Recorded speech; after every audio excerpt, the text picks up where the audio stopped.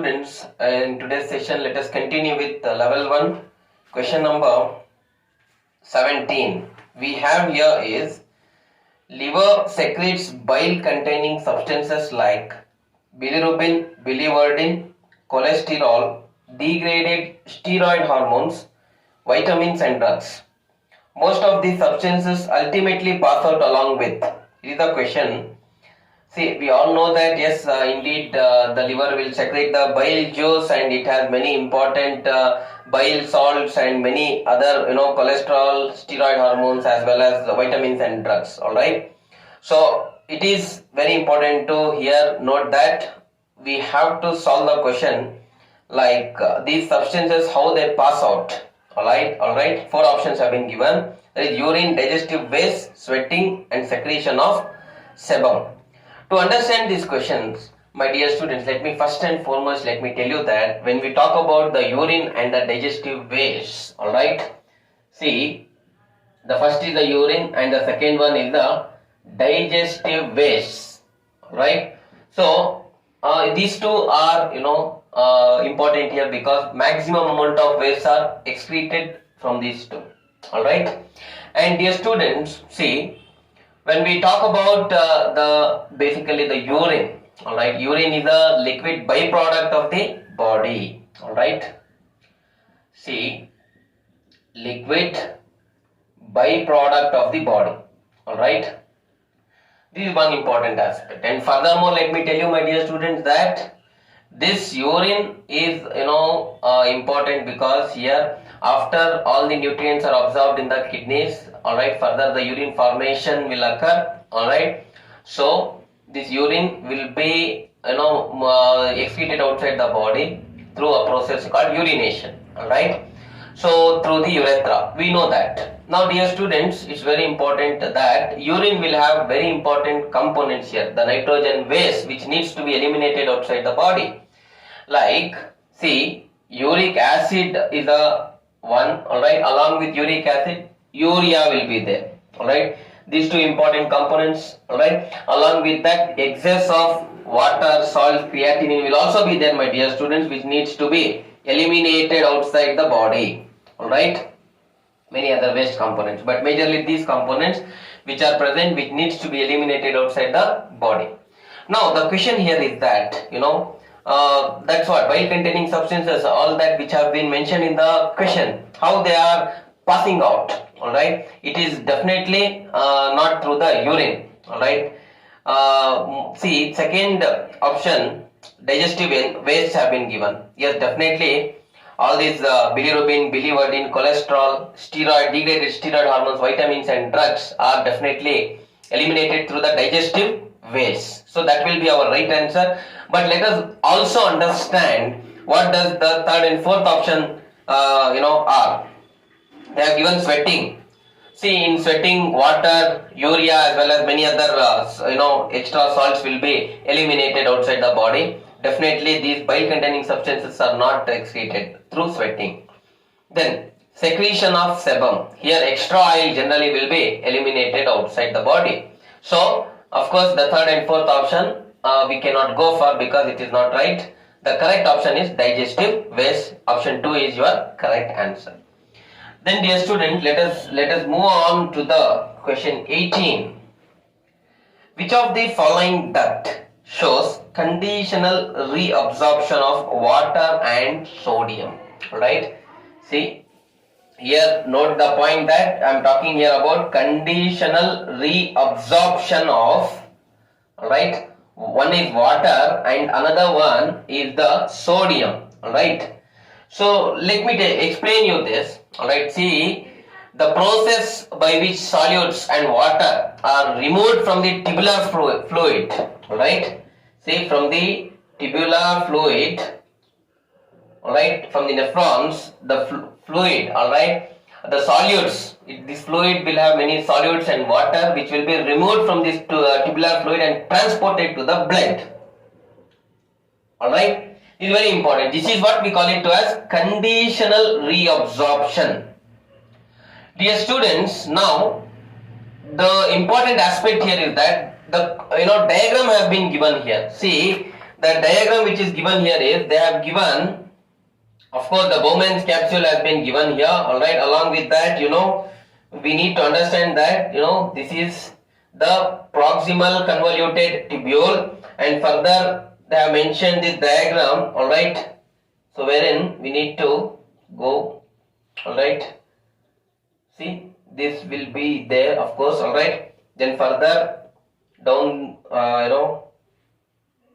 we need to also understand all the labelings here. Okay, anyway. So first we have PCT, then endless loop, then DCT, then they have mentioned as what? The collecting tubules have been given, my dear students, isn't it? So now what is important for us here is that, where does conditional reabsorption occur? That is the question. Alright, see, here you know about glomerulus, Bowman's capsule, other things, PCT also, here also does not occur. Even Bowman's capsule is also the place where we cannot see the conditional reabsorption at all. Then either in the endless loop, ascending loop, descending loop, and the loop proper also, we don't observe it, alright. Then we have next DCT and collecting tubules, alright. Two are left. Now let me tell you that in the distal convoluted tubule, the conditional reabsorption of water and sodium occurs, wherein from the tubular fluid it is absorbed and transported to the blood, alright. So the right answer you have to go for DCT, which is mentioned here, is that in the B it is mentioned as B, alright. So you have to go for option 2, alright. That will be your right answer. Next we have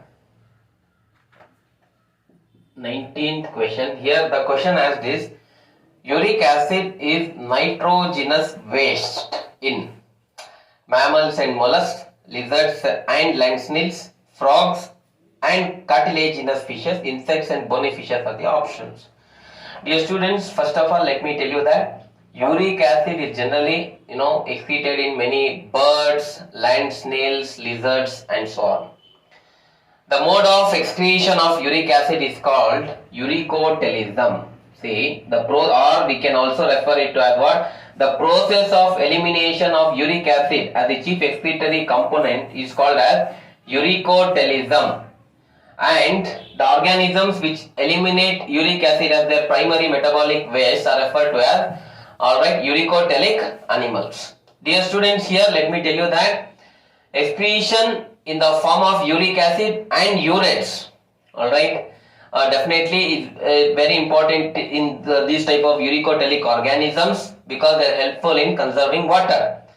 Because the uric acid elimination does not require much water, my dear students. Very important points, alright. So this can be generally seen in the birds and reptiles, my friends, alright.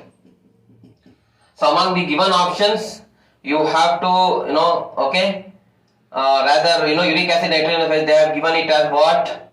See, I told you birds and not reptiles here. You can go for birds, alright, and as I said you, even in land snails, lizards also it is in, but the given options are what? See, land snails have been given here, alright, land snails, and to go with land snails, even lizards have also been mentioned. So that is in option 2, which is given here. But let us also understand that uric acid is very much less toxic and less soluble even when compared with the urea or the ammonia. Alright, my friends.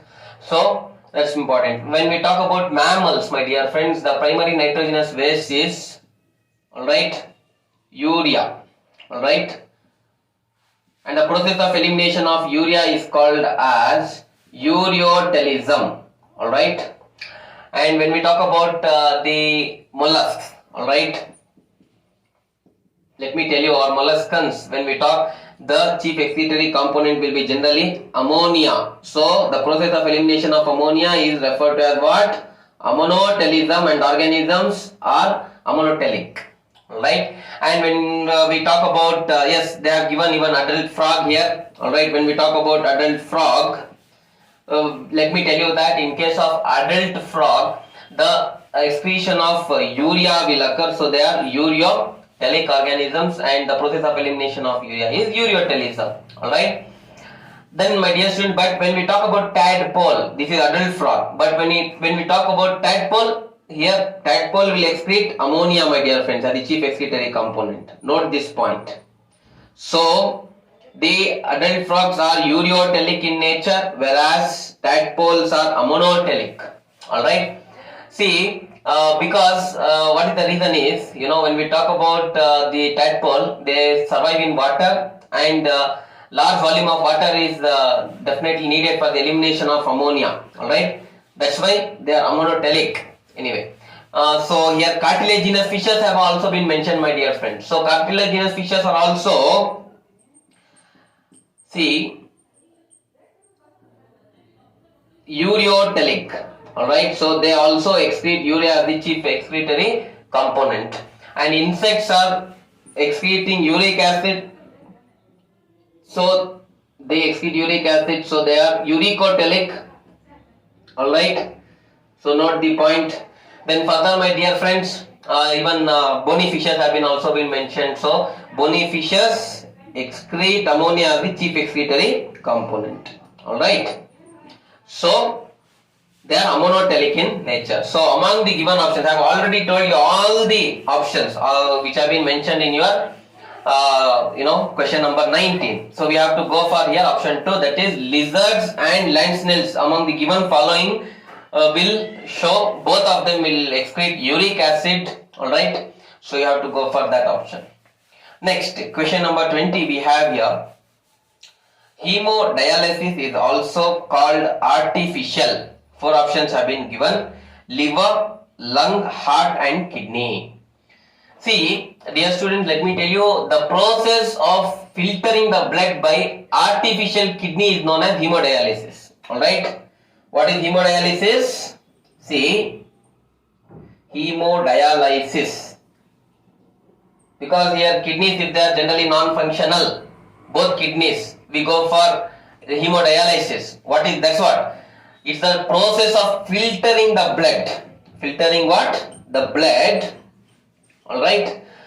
By the artificial kidney is called hemodialysis. That's very important to understand. Now, dear students, let me tell you, here it's a method of removing excess water, nitrogenous waste like urea, and also if in certain quantities uric acid will also be present. Alright, these all nitrogenous waste along with other excess excretory waste will be removed through this process from the body. Alright, let me tell you, my dear students, it is also called as renal replacement therapy. See, hemodialysis can also be called to as renal replacement therapy.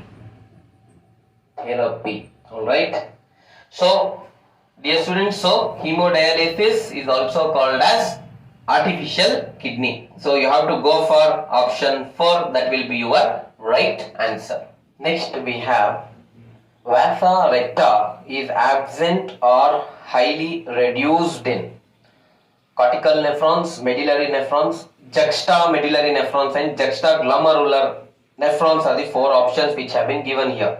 See, dear students, first of all, here we need to understand what do we mean by Vasa recta. Alright, see, Vasa recta are the the part of the kidneys. Alright, they are the straight arteries and we can say straight veins which are present, or they are the straight arterioles and the straight venules of the kidney. Alright, so they supply blood to the kidney, my dear students. That's what we call it as Vasa recta. Alright, see, Vasa recta is absent in which of these part of nephron we have to identify.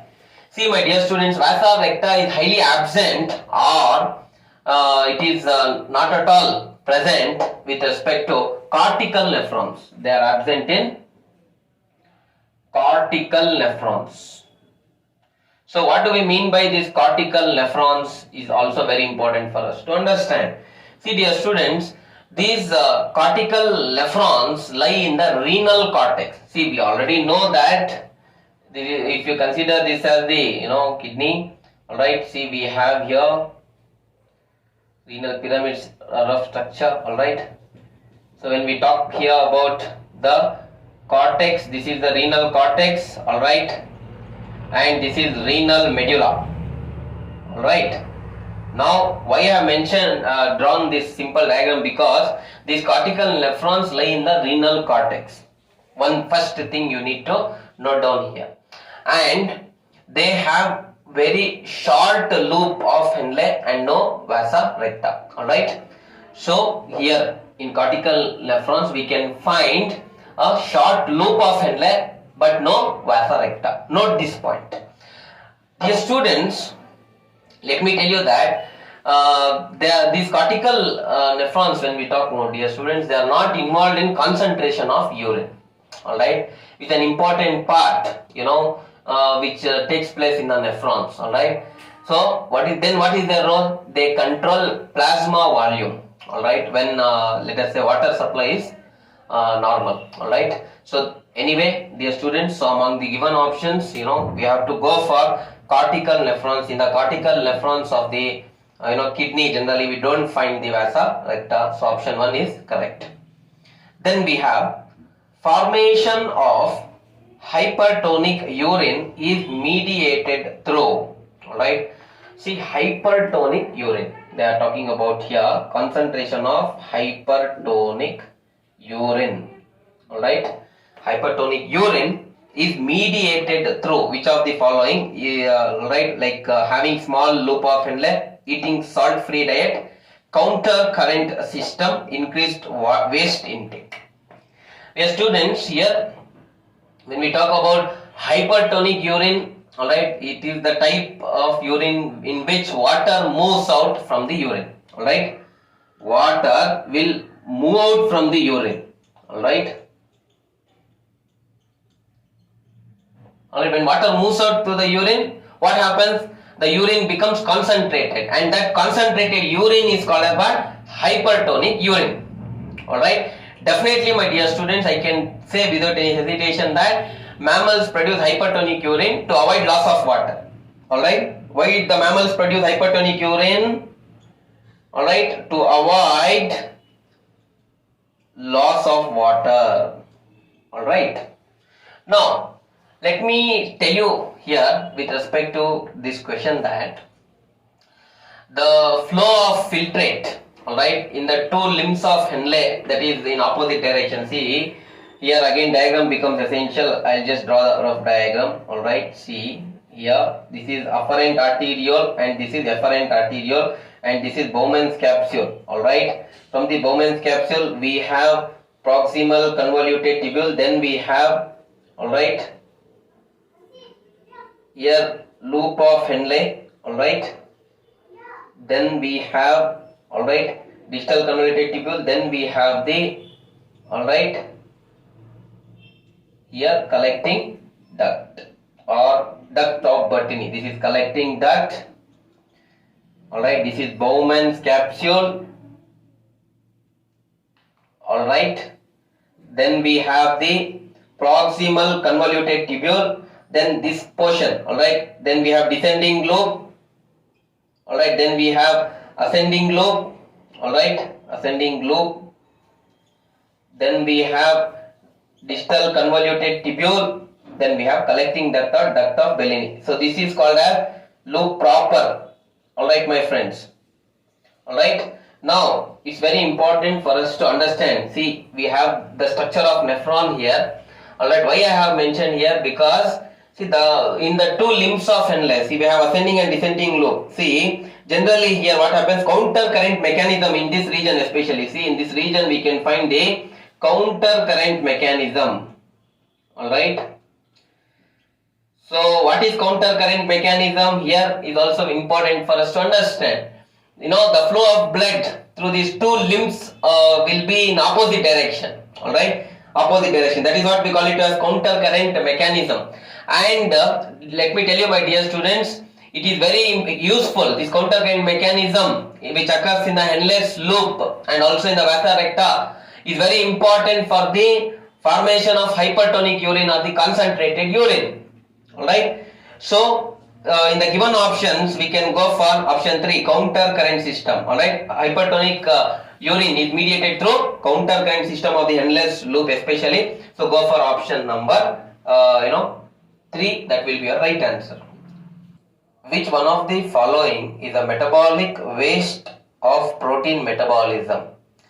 Urea, ammonia and carbon dioxide, urea, ammonia and creatinine, urea, ammonia and alanine, urea, nitrogen and oxygen. Dear students, see here, urea, alright, is an important metabolic waste formed during the protein metabolism, along with ammonia as well as the creatinine. Alright, these three are the, alright, we can say the metabolic waste products in protein metabolism. They are the metabolic waste products during protein metabolism, my dear friends. Alright, this is very important. And let me tell you that, the metabolic waste are also called excrements. See, metabolic waste can also be called in other terms as what? Excrements. See, when these excrements or metabolic waste, if they are present in surplus amounts, if they are present in higher quantities, definitely they can be toxic to the body. Alright, that's one point. And the metabolic waste cannot be utilized by the organism at all. Alright, so fine. So here we need to just go for the option wherein we need to identify that which among the following are the metabolic waste products formed during protein metabolism. So urea, ammonia and creatinine are the ones. So go for option number 2. Then dear students, next question we have, urinary bladder is absent in aves, reptiles, amphibians and mammals are the 4 options.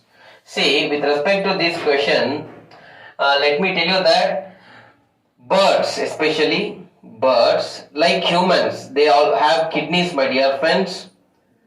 What is the function of kidneys? We are already well familiar with. Alright, so they are very important for removing all the metabolic waste, especially the nitrogen waste. See, there is one bird called as ostrich. Except ostrich, all the birds, alright, when we consider all the other birds, they don't have a bladder. They don't possess a urinary bladder. Alright, or we can also refer it to a what? Urethra. I have given an exception. Which is the exception? Ostrich. Except ostrich, all the birds, they don't have generally what? The bladder or the urethra, my friends. So, what do they do then? Instead, the nitrogen, alright, which is present, alright, they convert it into what? The uric acid, my friends. Alright, so uric acid requires very less amount of water for its removal. Alright, for its expelled to be expelled from outside the to expelled outside the body, it requires very less water. So anyway, that's about question number 24. So it's very simple rather. Alright, so among the given the options, aves or the birds is the correct option. They generally do not have the urinary bladder. Next question we have, mesonephric kidney is found in. Alright, see, where do we find this mesonephric kidney among the following? We need to identify. Dear students, with respect to this, let me tell you that the mesonephros is one of the 3 excretory organs. See, already we know that there are pronephros, alright, then followed by mesonephros and metanephros, right? See, we have mesonephros and then we have metanephros, alright. Remember this. And further, my dear students, that these 3, alright, with the urinary ridge, alright, they are formed from the urinary ridge. Urinary ridge in fact is formed from the, what I can say, the mesoderm, alright. But anyway, the mesonephric kidney is formed from, generally they develop in invertebrates, alright. See, these 3, pronephros, mesonephros and metanephros. But anyway, mesonephric kidney, let me tell you, it serves as the main excretory organ of aquatic vertebrates. Like for example, amphibians, my dear friends. I am talking here about mesonephric. These 3 can be seen in vertebrates, but mesonephric can be seen with respect to the aquatic amphibians. Alright, aquatic vertebrates. So, dear students, it acts as a temporary kidney in reptiles, birds and mammals. Alright, mesonephric kidney acts as what? Temporary kidney in reptiles, birds as well as in the case of mammals. So, mesonephric kidney is present generally where now? Generally in the case of amphibians among the given following. They have given aves, reptiles, amphibia and mammals. So the right option we have to go for is which one? We have to go for amphibians. Alright, as already I have told you, in reptiles, birds and in many mammals they act as temporary kidney, but in case of generally in amphibians it is the important excretory organ. Anyway, next question we have. Match the column 1 and 2 and choose the correct combination from the options given. So column 1 and column 2 we have to match here. First option is ammonotelism. See dear students, ammonotelism is what? The process of elimination of what? Ammonia. Alright. So ammonotelism is shown by the bony fishes. So you have to match in column 2 the bony fish. Alright my friends. Then secondly we have here Bowman's capsule. So Bowman's capsule is an important part of the nephron. Nephron is the basic unit of kidney, we already know that. So Bowman's capsule here we have to match with the renal tubule. So alright, Bowman's capsule is what here? It's a renal tubule. It's a part of renal tubule. Alright, go for renal tubule in column 2.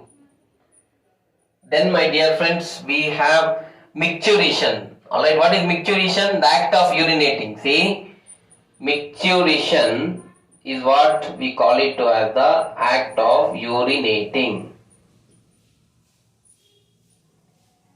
Alright, now micturition involves the simultaneous coordination of contraction of the bladder. Alright, that we have a muscle called detrusor muscle. Alright, and also relaxation of the bladder, neck and sphincter. Alright, which we already know anyway for the urination to occur. Alright, so these are controlled by sympathetic and parasympathetic nerves. Alright, so fine dear students. So here among the given options, see, micturition we have to go for is urinary bladder. It is associated with urinary bladder. Act of emptying urinary bladder, no, is what we call it as micturition. So you have to go for urinary bladder in the column 2. Then next let us see, we have uricotelism. Alright, see, uricotelism means already we know uricotelism is the process of elimination of uric acid. So among the given options, the uricotelism is shown by the birds. So birds are uricotelic in nature. They excrete uric acid as the chief excretory or the primary metabolic waste. Then my dear friend, they have given ADH, antidiuretic hormone. So the only option which is left is what? Water reabsorption. Alright. So ADH, when it is secreted, alright, it reduces the amount of water passed out in the urine and helps in more of reabsorption of water. So antidiuretic hormone you have to go for is more reabsorption of water. So this is the correct matching, and among the given 4, option 2 is the correct one. Alright. So that is it for today. Please keep following up with the classes. Thank you very much.